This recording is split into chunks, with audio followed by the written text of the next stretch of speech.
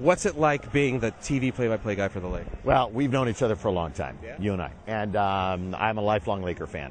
And when you grow up listening to Chick and rooting for the Lakers since the early 60s, as I'm dating myself right now, first game I ever went to was in the sports arena. Yeah. I saw Oscar Robertson play Jerry West and, Elgin and those guys. It's a dream come true, but it's an honor, and it's humbling to sit in the same chair as Chick because, he was one of my heroes and always will be.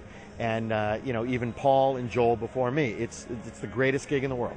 It's the greatest gig in the world and the greatest franchise in the world. So it's a thrill. When did you go to UCLA? I went to UCLA right out of high school, actually. One of my best friends and I decided, let's go to a high academic institution. So we decided to go to the University of California, Los Angeles. So I lived in Sproul Hall, room 433.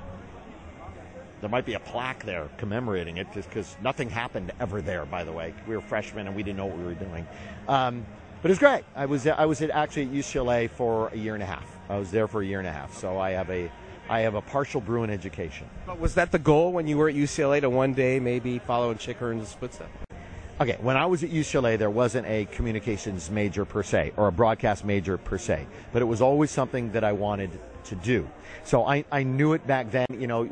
I just knew, maybe not Lakers play-by-play, because obviously Chick was there, and Chick was going to be there forever, and Chick nearly was there forever, and we were all fortunate for that. But to get into radio and television to do something similar to that, that's kind of what I always wanted to do. So it was, I went to UCLA, but then I knew I had to leave eventually, because the very first football game, here's what happened. The very first football game, football Saturday, I'm coming down the dorm to go to the game. Everybody else is blowing into the library. I can't compete with that. But that's why they're very smart at UCLA.